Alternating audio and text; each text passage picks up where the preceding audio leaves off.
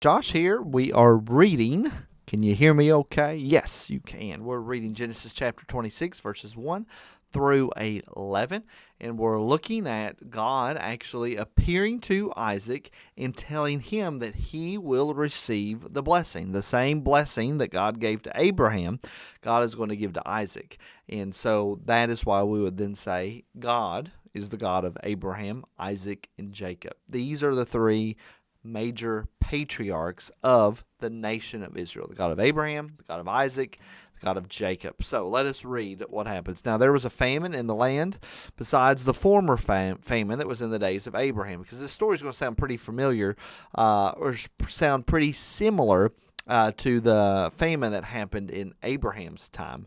And so Isaac went to Gerar to Abimelech, king of the Philistines. If you remember, Abraham also dealt with an Abimelech who was the king of the Philistines. And the Lord appeared to him and said, "Do not go down to Egypt." This is in contrast to what Abraham did. If you remember, when there was a famine, Abraham went down to Egypt. Now, God didn't tell him not to go down, but in this situation, God perhaps is thinking, well, perhaps Isaac is just going to do what Abraham did and go back down to Egypt. But no, he doesn't need to. This is his land, and he needs to be staying here. He does not need to go down to Egypt. And if you remember, the book of Genesis would have been created, would have been put together by Moses when they were at Mount Sinai, after they had left Egypt and they were slaves in Egypt. And so this would ring true. This would be a stab in their hearts to remember, no, we don't need to go back to Egypt. We don't need to go down to Egypt. This is our homeland. This is the land God has promised to us. And just like God told Isaac not to go down to Egypt, we don't need to go down there either. We don't need to go back to the place where we were slaves. And in fact, they were tempted to go back many times because of the hardships of what they experienced when they left Egypt. And they wanted to go back because it was just too difficult. They said, "Oh, remember we had leeks and melons and we had onions."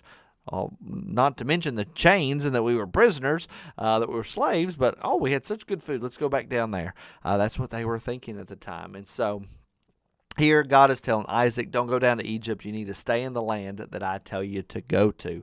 Verse 3, he said, "Sojourn in this land, and I will be with you and will bless you." Here's the promise coming to Isaac, the same promise that God gave to Abraham. "For to you and to your offspring I will give all these lands, and I will establish the oath that I swore to Abraham your father." And he says, notice, it's to your offspring. So the Israelites that are reading this now, that are reflecting on these stories, they'll say, yes, this is us. We're the offspring, and we are inheriting the land that God promised to Abraham, Isaac, and Jacob.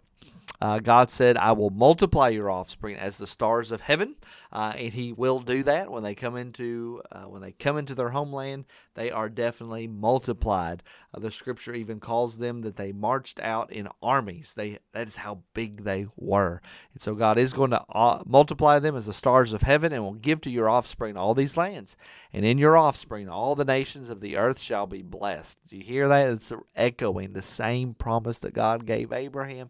God is now giving to Isaac, because Abraham obeyed my voice and kept my charge, my commandments, my statutes, and my laws. So Isaac settled in Gerar. So he listened to the Lord. He didn't go back to Egypt. When the men of the place asked him about his wife, he said, "She is my sister." Now this probably should sound familiar. This is exactly what happened with Abraham. Abraham went down to Egypt, and he told Sarah to lie for him, to say that you are my sister. So there's a sin. Don't lie. Don't lie. You should never lie. The ends do not justify the means. Perhaps you think, maybe I should say this little lie here so I can protect myself, or so that I can get this. No, it is not good to lie. It is a breaking of the commandments. And why did he lie? For he feared to say, "my wife," thinking lest the men of the place should kill me because of Rebekah, because she was attractive in appearance, just like Sarah. When he had been there a long time, Abimelech, king of the Philistines, looked out of a window and saw Isaac laughing with Rebekah, his wife. Now, this laughing is not just like they were telling a joke, ha ha ha. This was, the way the King James puts it, is sporting with his wife. They were joking around and perhaps even in an intimate way. And so the king of the Philistines looked out of his window and saw Isaac and Rebekah flirting, if you will.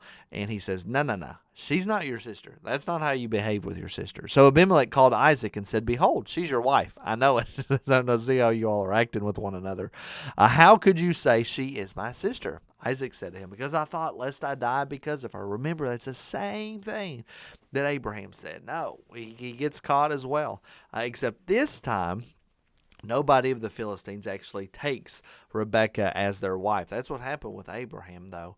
Isaac said to him, because I thought lest I die because of her. Abimelech said, what is this you have done to us? This is an example for us not to follow. And it's so sad that we as Christians can put stumbling blocks in front of other non-believers. We can cause other people to sin against God because of our own sins. We should not do that. We need to be seeking to obey God, to follow the Lord, and not cause other people to trip up and not fall, and not cause them to perhaps even get further away from the Lord because of our own disobedience. So one of the people might easily have lain with your wife and would have brought guilt upon us. So Abimelech warned all the people, saying, whoever touches this man or his wife shall surely be put to death. Pray that has been a blessing to you. I'll see you in the next video.